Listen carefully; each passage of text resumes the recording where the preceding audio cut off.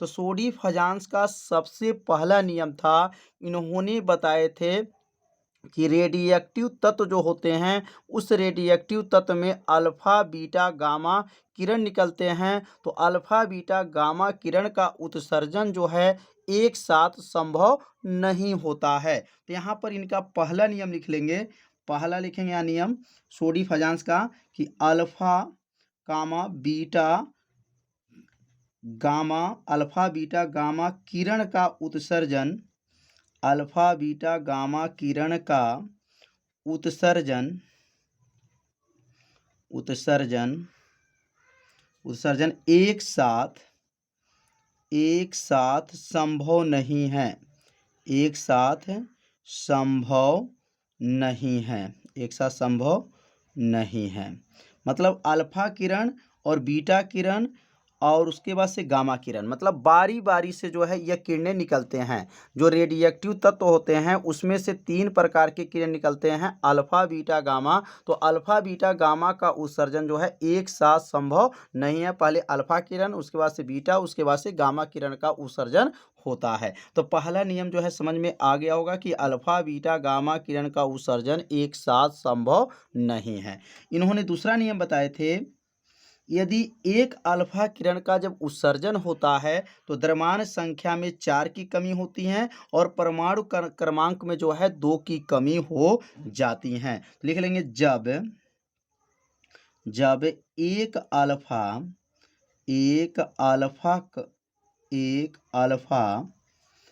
किरण का उत्सर्जन होता है, एक अल्फा किरण का उत्सर्जन होता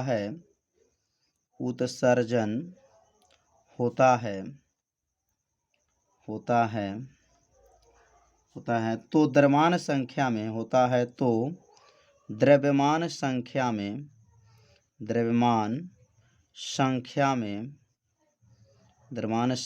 में 4 की कमी, द्रव्यमान संख्या में 4 की कमी तथा परमाणु क्रमांक में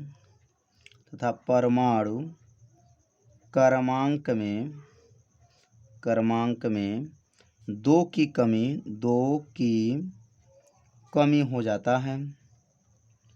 कमी हो जाता है। इनका कहना था कि जब एक अल्फा किरण का जब उत्सर्जन होता है तो द्रव्यमान संख्या में जो है 4 की कमी और परमाणु क्रमांक में जो है 2 की कमी हो जाता है। इन्होंने एक यक्ष, जैसे एक तत्व ले लेंगे और तत्व का जो है परमाणु क्रमांक जो है यहाँ पर 92 है। मान लेते हैं एक तत्व है, उसका परमाणु क्रमांक क्या है, 92 है और परमाणु भार क्या है, 204 है।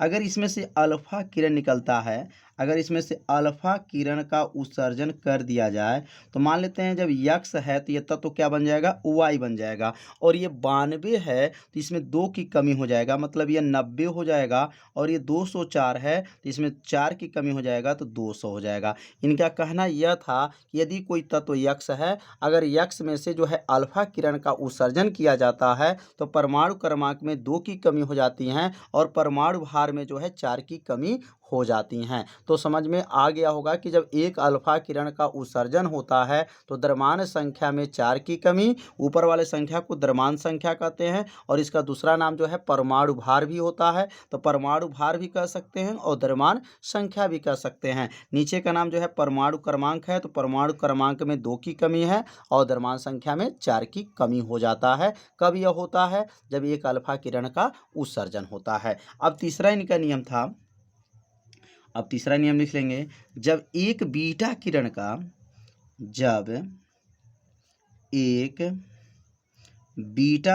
उत्सर्जन होता है, एक बीटा किरण का उत्सर्जन होता है, बीटा किरण का उत्सर्जन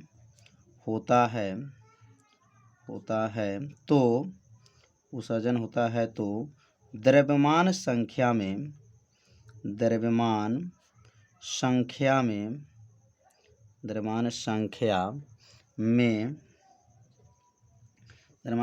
कोई परिवर्तन नहीं होता, द्रव्यमान संख्या में कोई परिवर्तन नहीं होता है, द्रव्यमान संख्या में कोई परिवर्तन नहीं होता है, नहीं होता है, कोई परिवर्तन नहीं होता है, परंतु परमाणु क्रमांक में, परंतु परमाणु क्रमांक में, परमाणु क्रमांक में एक की परमाणु क्रमांक में एक की वृद्धि हो जाती हैं, एक की वृद्धि हो जाती हैं। कितना आसान है। जब एक बीटा किरण का जब उत्सर्जन होता है तो द्रव्यमान संख्या में कोई परिवर्तन नहीं होता है, परंतु परमाणु क्रमांक में एक की वृद्धि हो जाती हैं। जैसे मान लेते हैं एक तत्व है और उस तत्व का रोल नंबर जो है 92 है, मतलब x परमाणु क्रमांक है, और ऊपर जो है 204 है।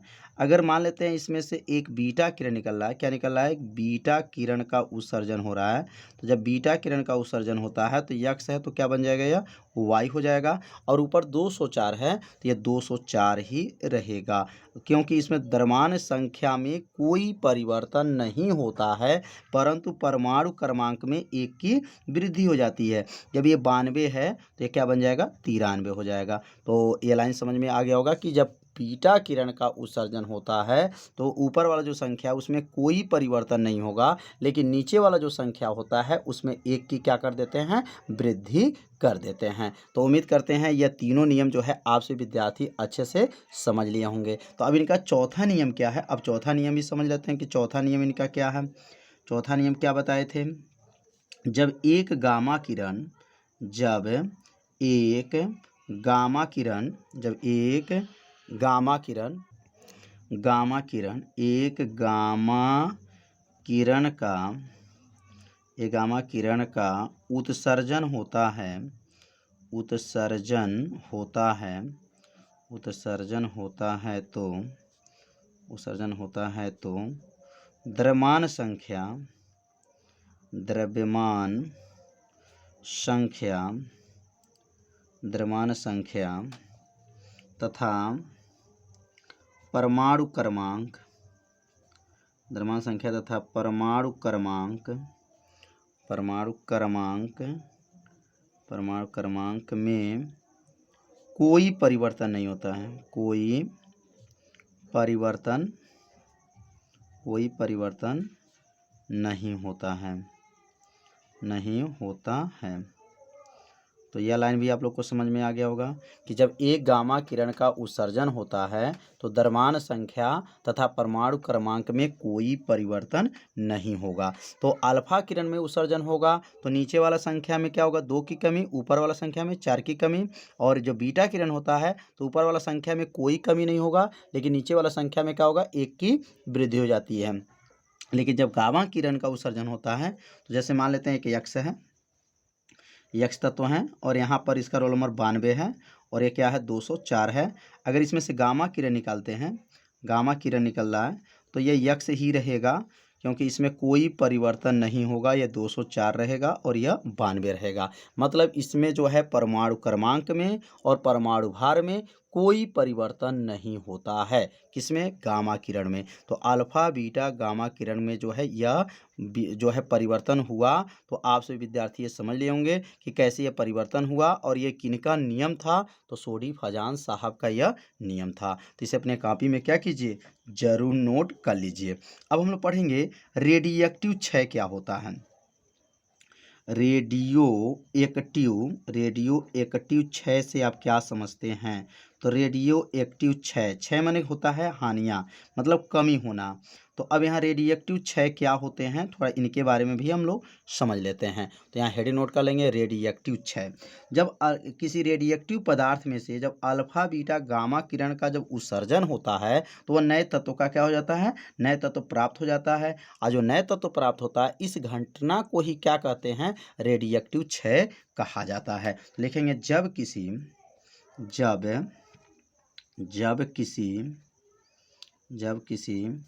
Radio active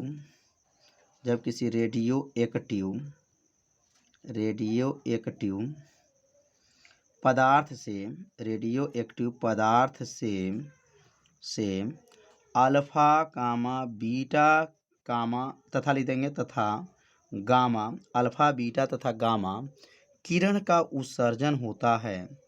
alpha beta gamma किरण का उत्सर्जन होता है। उत्सर्जन होता है। उत्सर्जन होता है तो नए तत्व प्राप्त होता है। नए तत्व प्राप्त होता है। नए तत्व क्या होता है?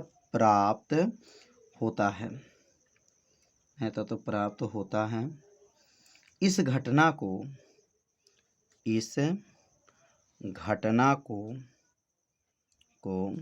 रेडियो एक्टिव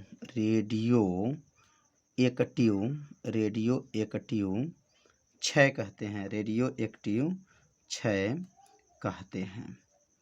कितना आसान है। परिभाषा: जब किसी रेडियोएक्टिव पदार्थ से अल्फा बीटा गामा किरण का क्या होता है? उत्सर्जन होता है तो नए तत्व प्राप्त होता है, और नए तत्व जब प्राप्त होता है तो इस घटना को क्या कहा गया? रेडियोएक्टिव क्षय कहते हैं। तो उम्मीद करते हैं यह जो है रेडियोएक्टिव क्षय और सोडी फजांस का समूह विस्थापन नियम आप लोगों को अच्छे से समझ में आ गया होगा। तो आज के ये वीडियो कैसा लगा आप सभी विद्यार्थी जरूर कमेंट कीजिएगा, वीडियो को लाइक कर दीजिएगा, और चैनल पे यदि आप पहली बार आए होंगे तो चैनल को सब्सक्राइब जरूर कर लीजिएगा। तो मिलते हैं अब अगले भाग में, तब तक के लिए सभी विद्यार्थियों को नमस्कार।